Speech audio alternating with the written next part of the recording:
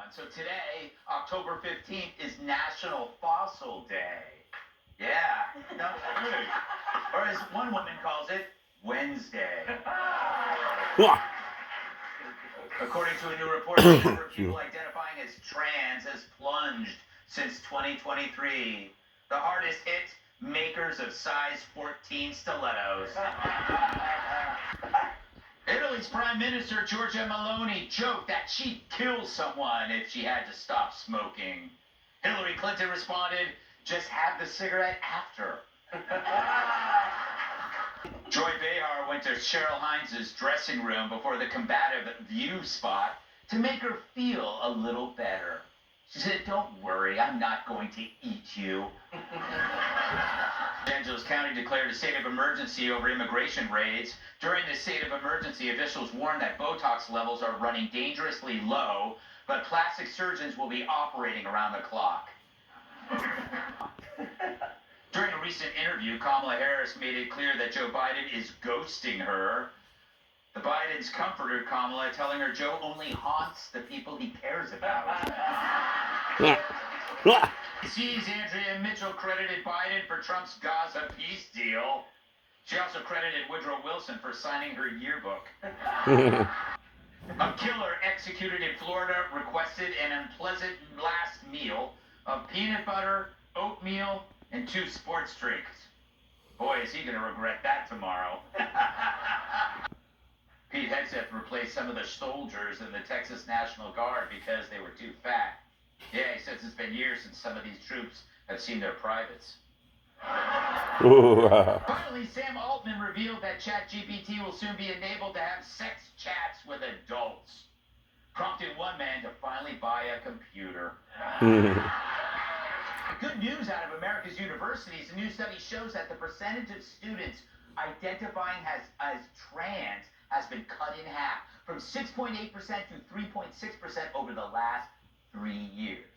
So it appears the appeal of gender hysteria is fading faster than the ink on Obama's fake birth certificate. Now students can focus on what really matters, yelling at Jews. Trans ideology, but this is really about something bigger, the impact of social contagions and how to spot them before you fall victim. After all, humans are susceptible to hysteria and fads, and trans was a fad. You know, like bell bottoms, the pet rock, and seat belts. Remember Beanie Babies, fidget spinners, and hoverboards? Those Darwin Award winners who ate Tide Pods? Pretty crazy, right? Yet, unlike the trans movement, none of those fads had doctors, celebrities, and politicians arguing that kids should get surgeries and take hormones. Compared to the damage done by gender hysteria, Tide Pod sounds like part of a complete breakfast. But with most fads, the allure vanishes when social rewards run dry. One day you wake up and everybody moved on while you're still rocking frosted tips and a shake weight. And so it is with trans, except that it took a lot of risk and effort to debunk its doctrine, when it really shouldn't have at all. But I can see why the movement had hairy legs.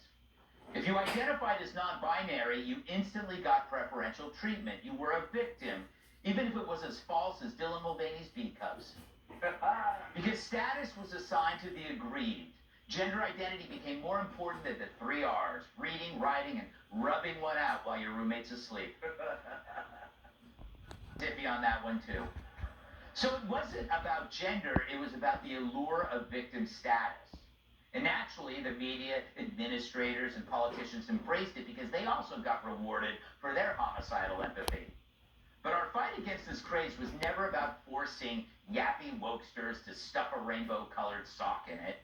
It was teaching others how to escape the pressure of groupthink, which is why Charlie Kirk won the Presidential Medal of Freedom. It wasn't about him gleefully owning the libs.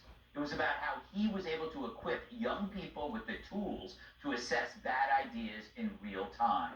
And boy, is that necessary, since so many adults let him down with trans. We need to teach kids how to see through the BS so the next generation won't embrace the next delusion. Because it's something that never goes away.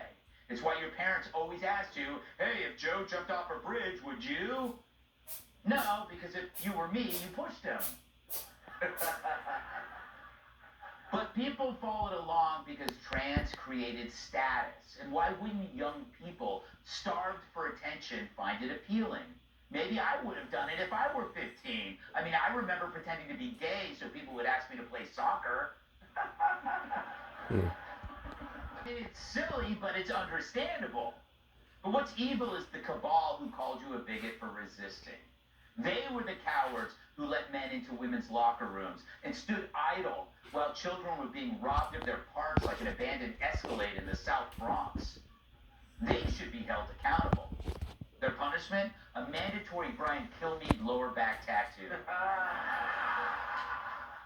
Then they'll know what it's like, what it feels like to see others lose their boners. Now, some people did stand up against this nonsense. I stood up and no one could tell.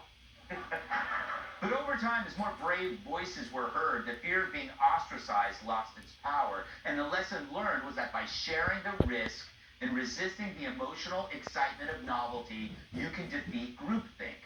And when the next fad comes, and it will, you're going to be ready. Trans ideology may fade away, but something is going to take its place. I mean, if they could erase the difference between a man and a woman, who knows what they might come up with next.